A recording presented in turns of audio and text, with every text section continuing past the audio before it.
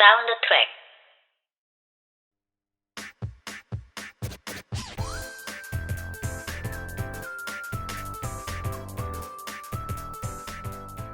안녕하세요. 저는 H고요. 여러분이 듣고 계시는 이 라디오 방송은 사운드 트랙입니다. 자, 제 16회 인사드리도록 하겠습니다.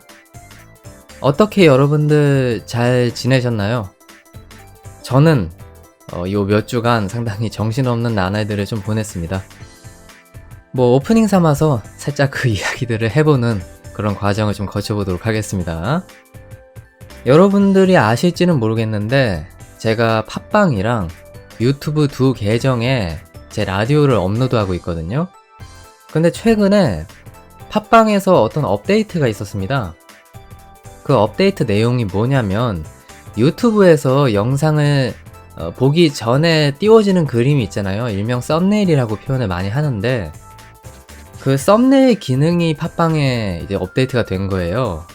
그래가지고 저도 그 상황을 보면서 나도 그러면은 저기에 발맞춰서 썸네일을 좀 만들고 동시에 유튜브에도 같은 규격이니까 그거를 좀 추가해 놓으면은 도움이 되지 않을까 하는 생각이 들어서 그것들을 만들기 시작했거든요.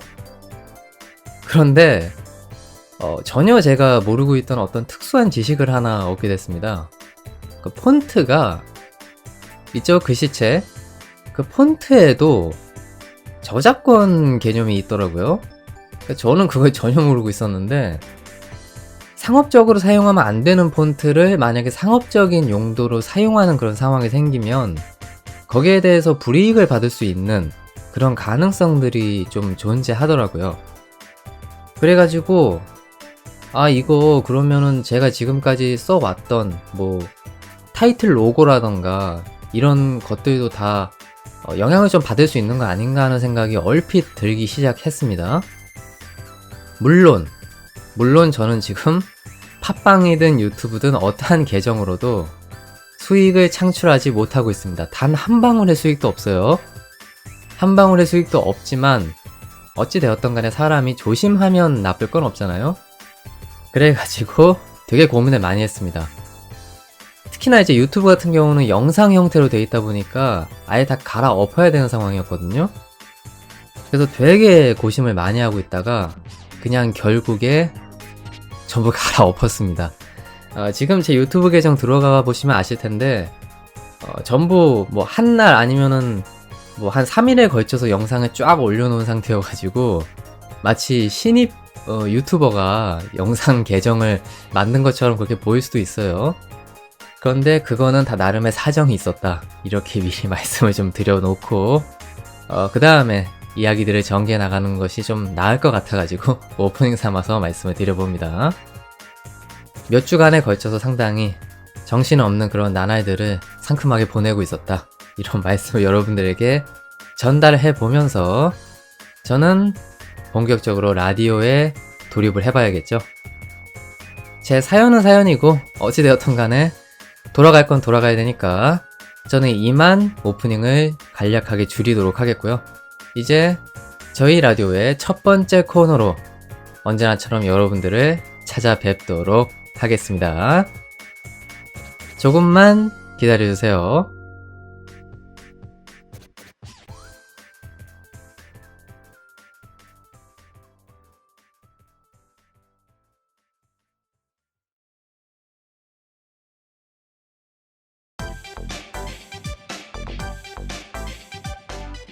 꿀 같은 날에는 꿀꿀한 작품 어떠신지요? 리뷰 비스무리한 그것 사운드 트랙의 꿀잼 셀렉트 시간입니다.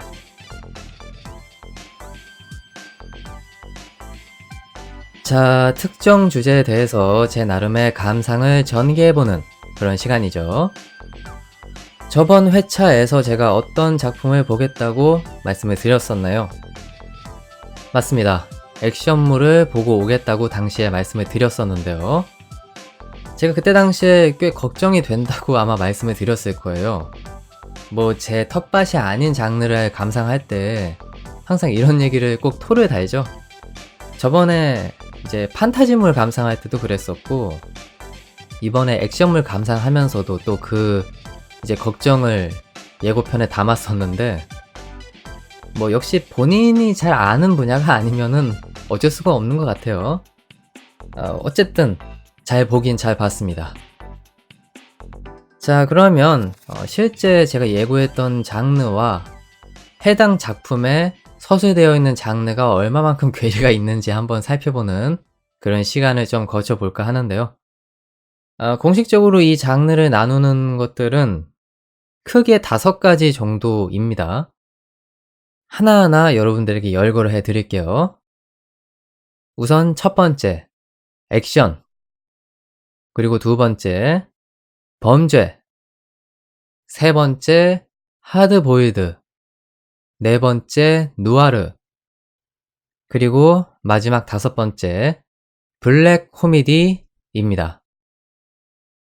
이렇게 장르를 총 5가지로 나누고 있는 거를 볼 수가 있습니다. 물론 이게 아주 공식적으로 서술이 된 장르라고 보긴 좀 그렇고요.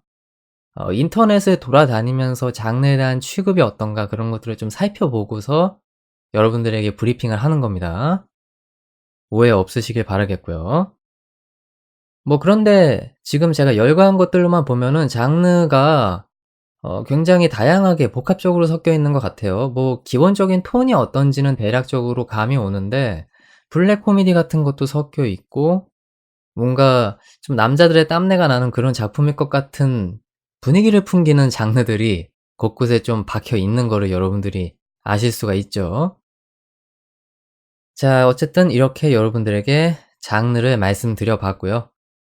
이제 이 작품의 중심 소재가 무엇인지 여러분들에게 말씀을 드리겠습니다. 저는 이거를 이렇게 압축시켜서 여러분들에게 말씀드리면 굉장히 적절할 것 같다는 생각이 듭니다. 평범한 샐러리맨이 타락하는 과정을 담아내고 있는 작품이다. 이렇게 말씀드리면은 아주 굉장히 설득력 있고 짤막하게 이 작품의 중심 내용들을 다 압축한 것으로 여러분에게 평가를 받지 않을까 하는 생각이 드네요. 판단은 여러분들의 몫입니다. 자, 그러면은 이제 작품에 대한 대체적인 프로필들은 다 말씀을 드린 것 같고요. 이제 본격적으로 작품을 여러분들에게 말씀을 드려보면서 제가 하고 싶은 이야기들을 마음껏 전개해 보도록 하겠습니다. 여러분 들어주세요. 꿀잼 셀렉트. 이번 회 주제는 일본이 멀어져 간다. 애니메이션 블랙 라군 일기입니다.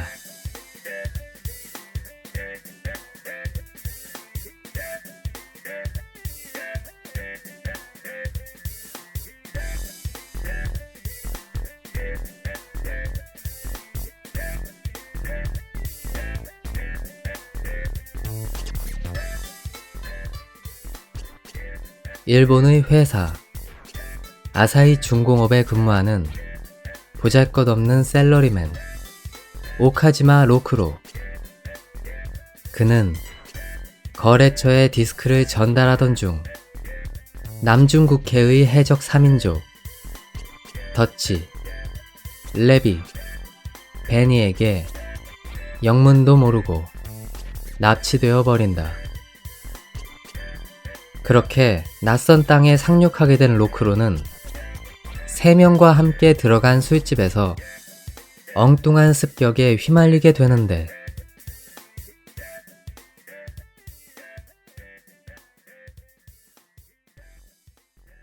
자, 이 작품 아마도 이렇게 표현하면 굉장히 적절하지 않을까 싶습니다.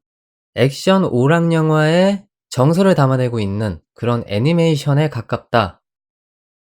다만 제가 역시나 잘 모르는 영역이어서 이거를 제대로 해석해서 여러분들에게 잘 전달을 해 드릴 수 있을지는 좀 미지수긴 한데 그래도 저는 제 감상에 굉장히 솔직하려고 노력을 할 거고요. 여러분들도 그 부분을 부디 이해해 주셨으면 좋겠다. 이렇게 좀 말씀을 드려 보도록 하겠습니다. 자, 우선은 본격적으로 제가 고른 세 가지의 포인트 그쪽으로 넘어가기 이전에 언제나처럼 제가 이 작품에 대해서 품었던 감상, 그것을 좀 간략하게 여러분들에게 말씀을 드리는 그런 시간을 가져보려고 합니다. 우선 제가 이 작품 보면서 가장 처음 느꼈던 거는 '생각보다 스토리가 그렇게 직관적이진 않은 것 같다.' 이런 생각을 좀 했었거든요. 물론 이 부분은 제가 본 자막의 어떤 번역 상태라든가 혹은 제가 그냥 단순히 이해를 못하기 때문에 이런 장르에 무지하고 이런 복잡한 설정들이 나올 때 두뇌 풀가동을 하는 그러한 능력이 좀 딸리기 때문에 어려움을 느끼고 있고 이해력이 부족해서 그런 걸 수도 있습니다. 다만 저한테 있어서는 굉장히 좀 생소한 용어들? 어떤 의뢰가 있을 때 그 의뢰에 관련된 스토리들을 풀어나가는 것들이 그다지 저한테는 직관적이진 않았어요, 어찌 되었든 간에. 뭐 게릴라가 등장하고 혁명군이 등장하고 사마페랑 마피아, 특정 가문의 출현 뭐 이런 것들이 얽히고 설키는 그런 스토리를 담아내고 있는 작품이지 않습니까? 그러다 보니까 더 그게 저한테 있어서는 잘 와닿지 않았던 걸 수도 있겠는데, 다만 여러분이 그게 그렇게 신경 쓰일 정도로 이 작품이 스토리 위주로 돌아가는 작품은 아닙니다. 우리들이 이 작품에서 주목해야 되는 점은 라군 상회의 인물들이 특정한 상황이 주어졌을 때 그거를 어떻게 돌파해 나가고 어떠한 감정선을 지닌 상태로 이야기를 전개해 나가느냐, 이것이 굉장히 중요한 포인트이기 때문에 스토리는 잘 이해하지 못한 상태로 봐도 큰 무리는 없는 것 같다, 이렇게 저는 생각을 합니다. 어디까지나 제가 아까 전에 말씀드렸던 것처럼 액션 오락 영화의 감성을 좀 가지고 있는 그러한 작품이니까 말이죠. 자, 그리고 뭐 해 드릴 얘기는 거의 다 한 것 같은데 이거를 좀 하나 말씀을 드릴게요. 제가 일기분량만 애니메이션을 감상을 했습니다. 아까 전에 소개할 때도 블랙 라군 1 기라고 전 분명하게 말씀을 드렸고요. 그런데 1 기에 사용된 엔딩곡이요, 굉장히 좀 음울하고 처지는 그런 곡을 사용을 했더라고요. 근데 그 음악이 항상 해당 회차가 끝나고 바로 연결돼서 나오잖아요. 그러다 보니까 뭔가 보는 사람 입장에서는 '라군상해의 어떤 밝지 않은 미래를 암시하는 그런 엔딩곡인 건가?' 이거는 뭐 쓸데없는 약간 가십이긴 한데, 물론 그 해당 엔딩곡이 갑자기 반주가 바뀌면서 변모하는 곡이긴 합니다. 그렇기 때문에 라군상해의 암울한 분위기를 우리들에게 뭐 서술하는 그런 엔딩곡은 아닐 텐데, 어찌 되었든 간에 항상 어떤 스토리가 나오든 간에 그 엔딩곡으로 장식이 되면서 음울한 분위기를 좀 풍기다 보니까 이 작품이 뭘 말하고자 하는 건지 약간 좀 아리까리하게 느껴지는 부분들이 있더라고요. 이 작품은 제가 느끼기에는 꽤 가벼운 액션과 코미디를 지향하는 작품인 것 같은데, 물론 설정은 좀 어둡지만 말이죠. 그런데 엔딩곡이 이렇게 딱 나와 주니까 '제가 이해한 게 약간 다른가?' 이런 생각을 좀 하게 되는 측면이 있었다는 거죠. 여러분들은 해당 작품을 감상하시면서 어떤 느낌을 받으셨을지 그거는 제가 잘 모르겠지만은 어쨌든 저는 '이러한 느낌들을 좀 받았었다.' 이렇게 짤막하게 말씀을 드리면서 블랙 라군에 대한 저의 감상평을 대략적으로 맞춰 보도록 하겠습니다.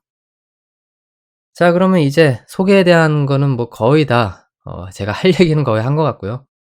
이제 제가 이 작품을 감상하면서 선택한 세 가지의 포인트에 대해서 여러분들에게 브리핑을 해 보는 시간을 가져보도록 하겠습니다. 자, 그러면 언제나처럼 돌입해 보도록 하죠. 자, 제가 선택한 첫 번째 포인트입니다. 자존심 강한 두 남녀의 대결.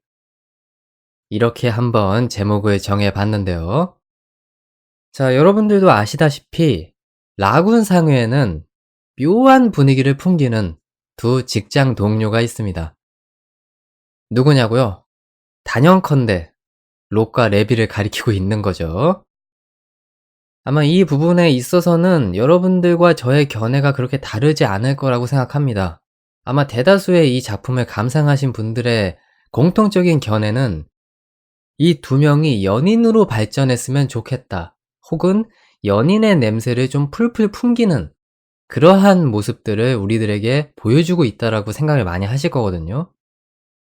그래서 실제로 저도 이 두 명이 좀 관계가 발전하는 그런 모습을 보고 싶었는데 아쉽게도 일기 분량에서는 그 내용이 잘 나오진 않더라고요.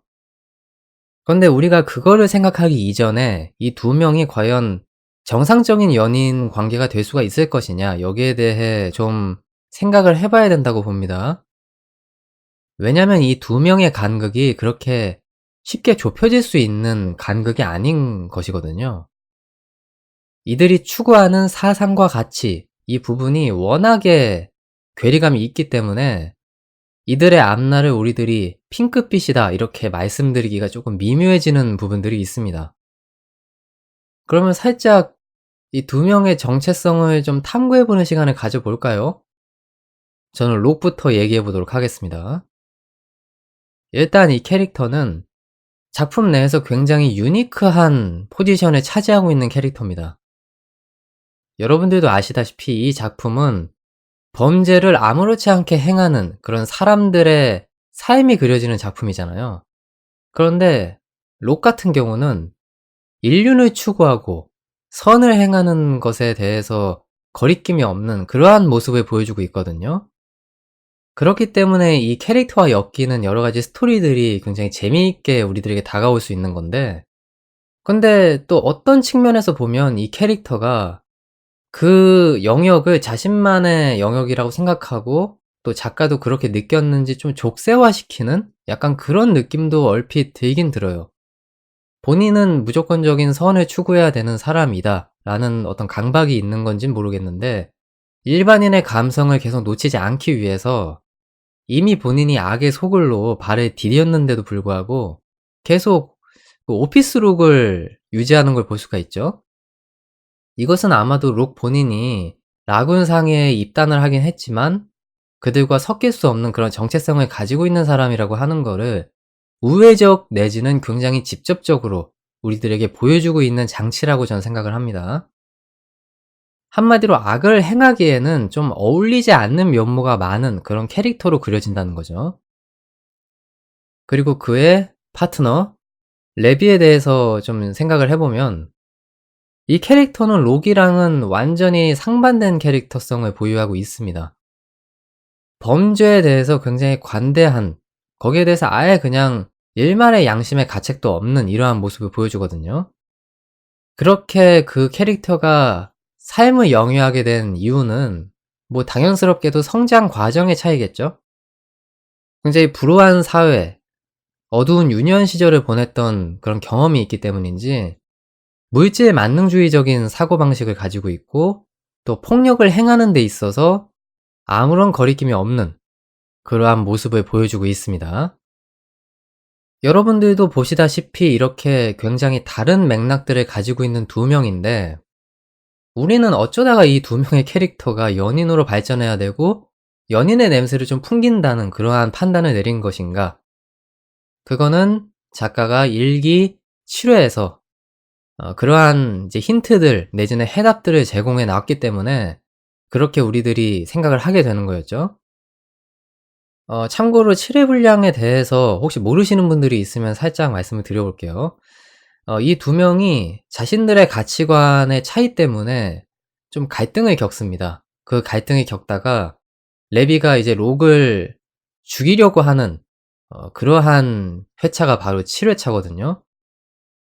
근데 이때 당시에 록의 캐릭터성도 많이 변모를 했고 또 레비가 록을 대하는 자세 이 부분도 왠지 모르게 좀 야릇한 분위기 약간 그런 걸 풍기는 게 있어요.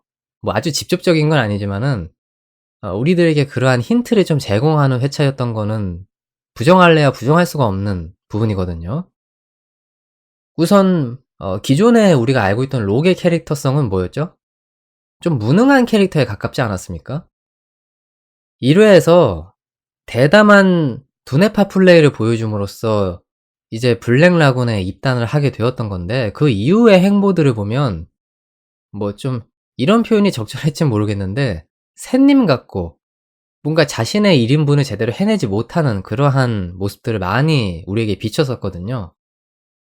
그러다 보니까 저는 작가가 이 캐릭터를 그냥 무능한 캐릭터로 계속 밀고 나가려고 하나 보다 이렇게 생각을 했었는데 7회에서 예상 밖의 굉장히 영특한 모습을 보여줍니다. 자세한 내용은 여러분들이 직접 감상을 하시면은 그 내용을 아실 텐데 이 캐릭터가 확실하게 대담한 그런 두뇌파 플레이를 보여주는 그러한 인물로서의 캐릭터성이 더 좀 뛰어난 인물이구나. 이런 거를 우리가 대략적으로 판단해 볼 수 있는 회차였고 또 이제 그러다가 랩이랑 완전히 사이가 틀어져서 이제 죽이네 마네하는 상황이 발생했을 때도 랩이에게 거의 훈계에 가까운 연설을 보여줍니다. 근데 이게 어떤 상황이었냐면 레비가 총구를 록에게 겨눈 상태에서 죽일지 말지를 판가름하는 그런 상황이었거든요. 한마디로 본인의 목숨이 담보되어 있는 그런 상황이었던 건데 이때 굉장히 자신의 그 뜻을 굽히지 않고 확실하게 레비에게 이야기하는 이러한 터프한 모습을 보여줬단 말이죠. 그래가지고 이 캐릭터에 대한 저의 시선이 많이 바뀌게 된 그러한 회차였다고 여러분들에게 말씀드릴 수가 있겠습니다. 그리고 그때 당시 이제 록이 했던 이야기가 레비에게 꽤 영향을 줬다라고 그때 당시에는 생각을 많이 했었거든요. 그때 이런 얘기를 했었죠. 내가 일본에서 버림을 받았을 때 나를 끌어당겨 준 건 바로 레비다.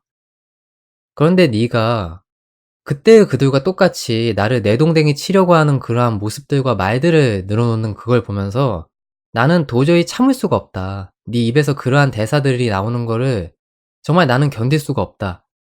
이런 식의 이제 훈계를 하는 그 모습을 볼 수가 있거든요. 그 얘기가 나오고 나서 갑자기 레비의 태도가 살벌한 태도였다가 굉장히 좀 당황스럽고 어찌할 바를 모르는 듯한 그런 모습을 이제 내비치게 된단 말이죠.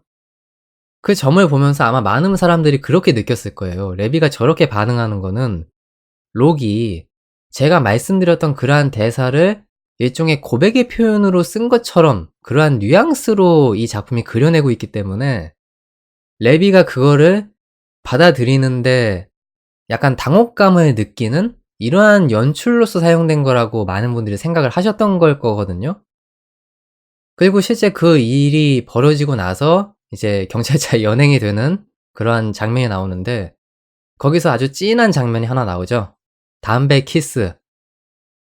설마 그 담배에 불을 붙이는 그 행위를 그런 식으로 이상 야릇하게 표현할 줄은 저는 전혀 눈치를 못 채고 있었는데 그게 단연컨대 이 블랙 라군 일기의 명장면입니다.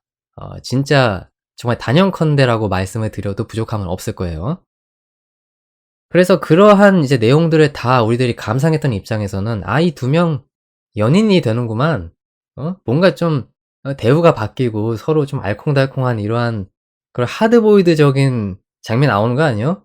이렇게 생각을 많이들 하셨을 건데 근데 아쉽게도 8회부터의 분량에서는 뭐 그다지 바뀐 거 없이 둘이 그냥 서로를 대하는 그러한 장면들이 이어집니다. 굳이 바뀌었다라고 표현을 하면은 갈등을 겪기 이전의 단계로 다시 돌아갔다? 이렇게 표현하는 게 적절할 것 같거든요. 그만큼 본인들이 서로가 서로에 대한 어떤 감정이 어떤지를 그다지 작품상에서 디테일하게 그려내고 있진 않습니다. 그렇기 때문에 이제 시청층의 입장에서는 김칫국을 마신 셈이 되는 거죠. 물론 저는 만화 분량을 모르고 애니메이션 2기 분량에서 그러한 장면이 나오는지는 잘 모르겠습니다. 하지만 뭐 1기 분량이 그런 식으로 마무리가 되었기 때문에 보는 입장에서는 좀 아쉬움을 많이 담아낼 수밖에 없었다는 거죠. 뭐 결론적으로 보면은 그냥 둘이 자존심 대결을 좀 했고 그리고 뭐 서로가 서로에 대한 차이를 인정한 정도. 이해하려는 노력보다는 그냥 인정했다는 표현이 적절할 것 같습니다. 그런 정도의 이제 진도라고 볼 수가 있겠는데 과연 이 두 명의 관계가 진짜 어떻게 될지는 작가의 판단에 달렸겠죠. 하지만 우리는 절대적으로 레비와 록이 연인이 되기를 바라고 있을 겁니다. 과연 작가의 판단은 어떨까요? 자, 제가 선택한 두 번째 포인트입니다. 제목을 한번 이렇게 정해봤습니다. 가족 같은 라군 상회. 자, 제가 과연 이 주제를 왜 꺼내들었을까요? 여기에 대해서 제가 좀 이야기를 해봐야겠다라고 생각을 했던 이유가 블랙 라군 3회에서 록이 독백을 하는 장면이 있었거든요. 이때 록이 이런 식으로 생각을 하는 걸 볼 수가 있습니다. 동료들은 강한 개인주의에 빠져 있다. 근데 저는 사실 이 개인주의라는 단어 자체를 단어 그대로의 뜻으로 받아들이지 않고 동료들이 이기주의 내지는 의리가 없는 이러한 인물들이라고 표현하는 거를 굉장히 은유적인 단어로서 우리들에게 말을 한 거라고 생각을 했었거든요. 물론 진짜 말 그대로 집단보다는 개인의 이익을 우선시한다고 하는 그 개인주의의 영역으로 얘기한 걸 수도 있습니다. 그런 의미에서 생각을 해봤을 때는 어느 정도 이 캐릭터들의 성격이 맞아떨어질 수도 있는데 어찌 되었든 간에 저는 아까 말씀드렸던 뜻으로 이해를 했었기 때문에 그 부분이 과연 실제로 그러한지 나름대로 좀 팩트 체크를 해보는 그러한 시간을 가져보려고 합니다. 자, 그렇다면 해당 인물들에 대해서 조목조목 좀 따져보는 그러한 시간을 가져봐야겠죠. 먼저 더치부터 시작을 해보도록 하겠습니다. 일단 이 캐릭터는 작품 내에서 명실상부한 리더이고 조율자의 포지션이라고 해도 과언은 아닐 정도로 본인의 팀원들에게 열과 성의를 다한다 이렇게 얘기할 수 있을 것 같아요. 그만큼 의지도 되는 인물이고 말이죠. 근데 저는 이 캐릭터가 그렇게 개인주의적인 인물인지는 잘 모르겠더라고요. 우선 가장 임팩트가 좀 컸던 회차를 말씀드린다면은 아까 첫 번째 포인트에서 말씀드렸던 7회. 이때 당시에 사실 록이랑 레비가 함께 행동하도록 그 상황을 마련한 것이 바로 더치였죠. 물론 더치는 실제 그때 당시에 개인적인 업무가 있었습니다. 하지만 그러한 상황을 마련했던 이유 중 하나가 그 전 회차에서 레비가 이런 얘기를 하죠. 나는 록이랑 더 이상 해먹질 못하겠다. 그는 우리랑 다른 세계에 있는 사람이다. 그렇기 때문에 레비가 마치 록을 죽일 것 같은 그러한 암시를 주는 부분들이 있었습니다. 그래서 더치가 아마 그때 당시에 작정을 하고 저는 둘이 있는 상황을 만들어낸 거라고 생각을 하거든요. 그리고 실제 결과물이 어떻든 둘이서 알아서 그 상황을 뭐 정리하든지 아니면 갈등을 해소하든지 이러한 상황을 만들어내는 것이 가장 좋은 해법이다. 이런 태도를 가지고 전 그 회차를 마련했다고 전 생각을 합니다. 뭐 이게 저의 좀 과장된 해석인 건지 아니면 실제 그러한 의도가 담겨 있는 건지는 잘 모르겠지만 어찌 되었던 저는 그런 느낌을 좀 받게 됐네요. 자, 그리고 좀 다른 얘기를 해보겠습니다. 제 1화 같은 경우를 생각해 보면요. 이때 당시에 록이 이제 몸값 때문에 인질로 활용이 됐었던 때가 있었죠. 근데 이때 당시에 이제 술집에서 일종의 테러가 발생을 했는데 이때 더치에게 록이 나도 데려가라고 얘기를 하는 모습을 보이죠. 근데 일반적인 인질에 대한 대우를 생각해 보면 사실 더치는 그때 당시에는 그 요청을 받아들이지 않고 그냥 록을 버리고 가는 것이 합리적인 생각에선 맞지 않나요? 그런데 그냥 오라고 하잖아요? 그런 걸 생각해 봤을 때 이 캐릭터가 나름대로 그래도 자기가 관련된 사람에 대해서는 열과 성의를 다해서 임하는 것이 아닌가 이런 생각을 좀 하게 되는 측면이 있는 거죠. 그리고 역시나 8회에서를 생각해 보면은 록이 러블레스가 당주에 관련된 그 이야기를 할 때 거기에 대해서 굉장히 귀를 기울이는 모습을 보여줍니다. 이것도 역시나 동료의 의견에 대해서 무시하거나 개인주의적인 태도를 일관하지 않고 그거를 굉장히 성심성의껏 생각해 주고 자신의 미래에 대해서 판단하는 이러한 이제 모습으로 비춰질 수 있는 것이기 때문에 이것도 개인주의적인 성향이랑은 약간 좀 근본이 벗어나 있는 그러한 행동이라고 저는 생각을 하게 됩니다. 자, 그러면 이제 다음은 랩에 대한 이야기를 좀 해 볼까요? 어찌 보면 가장 개인주의적이고 이기주의적인 성향을 가진 인물이라는 생각이 드는데 아직까지도, 아직까지도 이 캐릭터가 애정 때문에 이러한 행동을 한 건지 아니면 의리 때문에 행동을 한 건지를 잘 모르겠어요.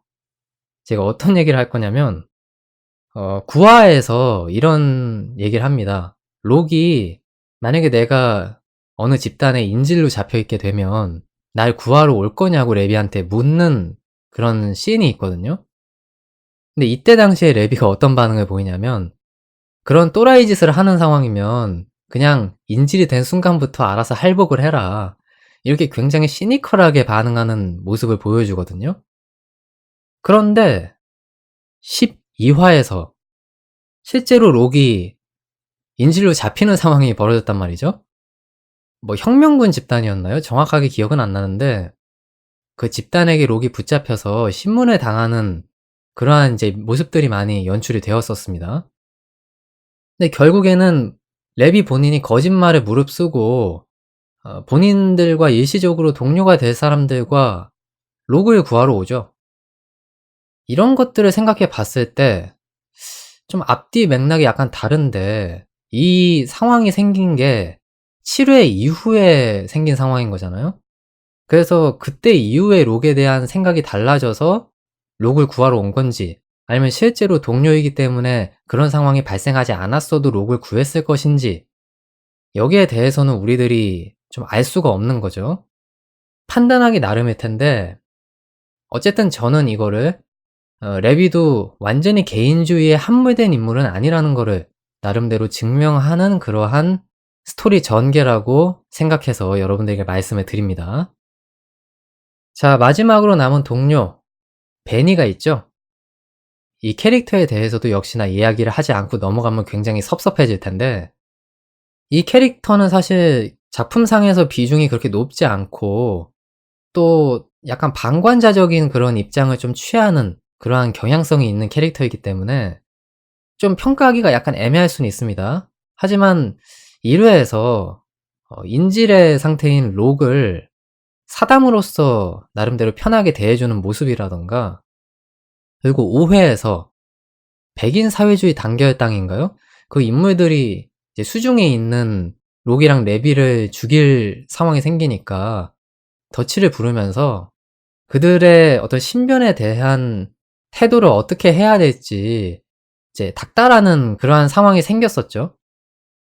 그리고 본인이 나중에 상황이 다 끝나고 나서 이 두 명이 살아있기를 빌면서 "나는 그렇게 덫이처럼 간이 크지 않다."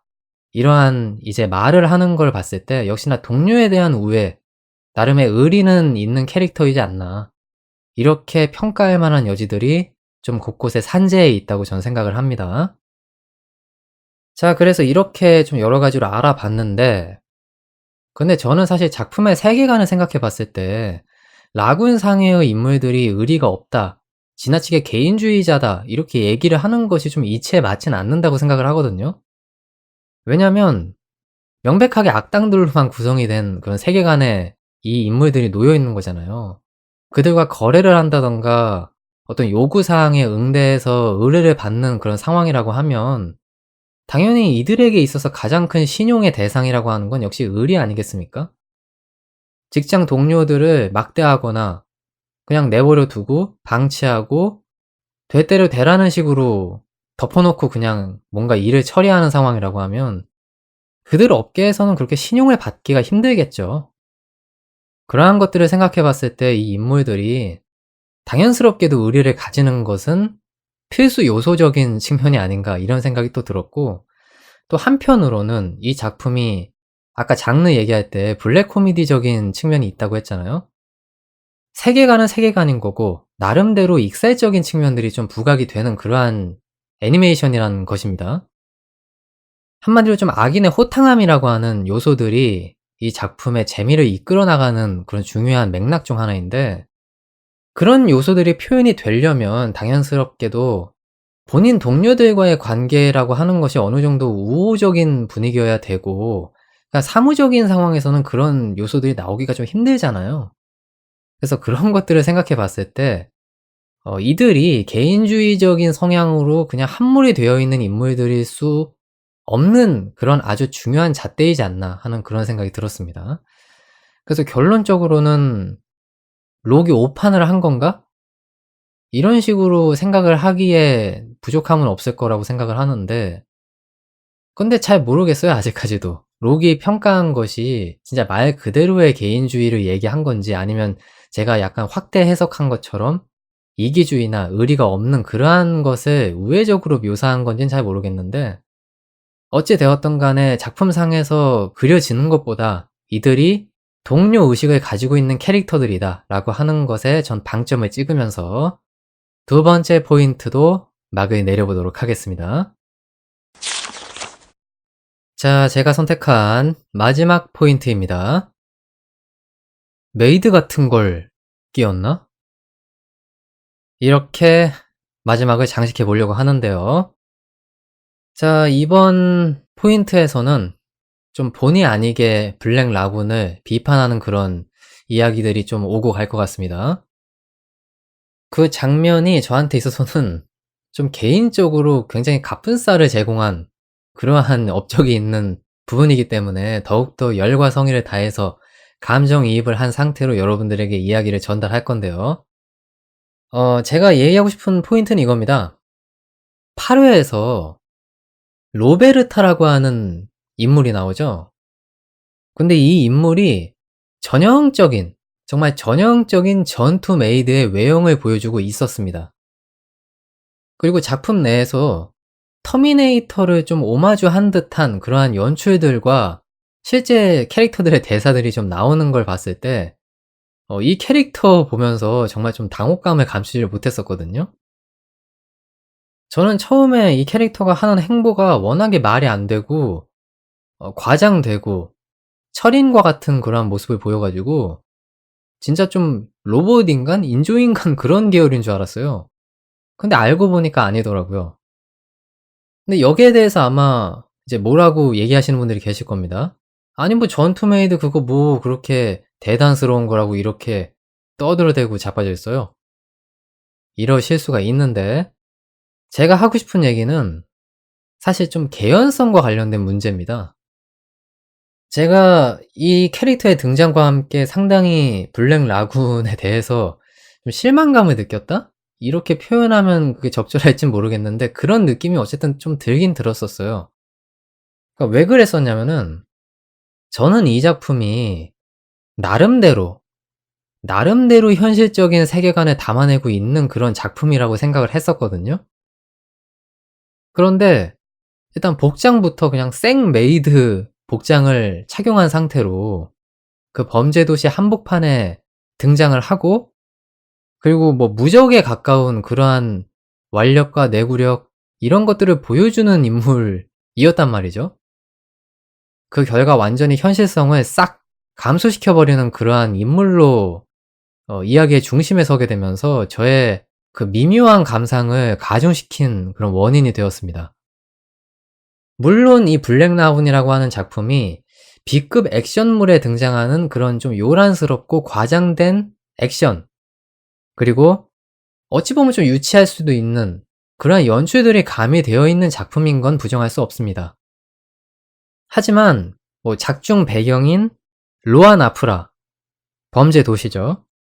그리고 범법 행위를 일삼는 해적지를 다루고 있는 이러한 세계관이라던가 설정들을 봤을 때 저는 이것이 이 세상 어딘가의 변두리에 존재할 것만 같고 실제 이러한 행위를 하는 사람들이 있을 것만 같은 그러한 현실성을 좀 느꼈었단 말이죠.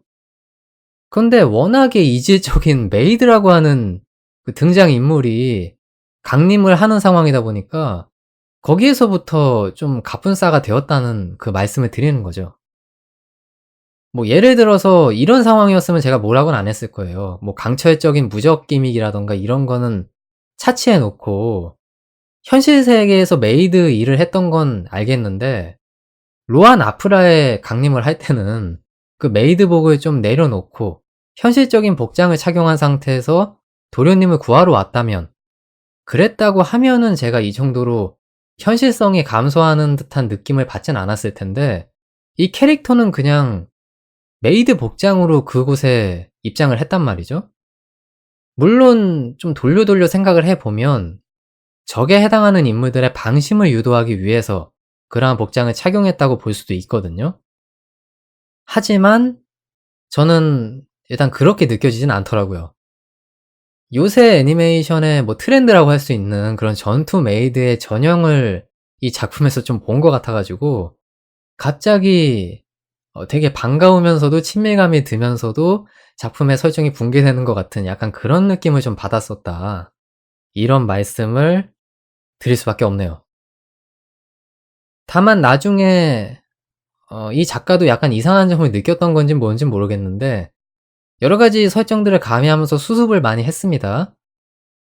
FARC인가요? 그런 이제 혁명군 같은 집단에서 이 캐릭터가 사냥개로 불리웠던 이러한 인물이었고 강인하게 교육을 받은 테러리스트였다. 이러한 설정이 붙었죠. 그리고 그 인물을 숨겨주고 또 메이드로서 새삼을 살게 만들어준 러블레스 가문에 대해서 보은의 그러한 감정이 있는 인물이라는 식의 이제 언급들이 더 추가가 되면서 나름대로 현실성을 부과했습니다. 하지만 이 캐릭터가 처음 등장했을 때의 그 임팩트가 저에게 있어서 너무 컸었기 때문인지 그 뒷 설정들이 그렇게 머릿속에 녹아들어오진 않더라고요. 그래서 그 점을 어 당연스럽게도 직접 세 번째 포인트로 직접 가지고 올 수밖에 없었다. 이러한 말씀을 드리면서 저는 꿀잼 셀렉트를 마무리해 볼까 합니다. 제가 아까 전에도 말씀을 드리긴 했었죠. 제가 비록 액션물을 잘 모르는 그러한 무지의 경지에 있는 사람이긴 하지만 적어도 제가 느낀 감상을 가감없이 여러분들에게 전달해 드리겠다. 이렇게 말씀을 드렸었잖아요. 그 약속은 잘 지킨 것 같습니다. 뭐 여러분들이 저에게 있어서 어떠한 평가를 내리실지는 잘 모르겠지만 뭐 공감을 바라지도 않을게요. 그냥 일개 개인의 좀 재미난 평가다 이런 식으로 생각을 해 주시면서 이 작품에 대한 여러 가지의 그 시선들을 좀 복합적으로 즐겨 보시라 하는 그런 말씀을 드려 봅니다. 그럼 이제 슬슬 꿀잼 셀렉트 어지간히 맞춰 보고요. 다음 코너를 준비하러 저는 떠나보도록 하겠습니다. 저는 그럼 머지않아 곧 다음 코너로 다시 찾아뵙도록 하겠습니다. 사운드 트랙.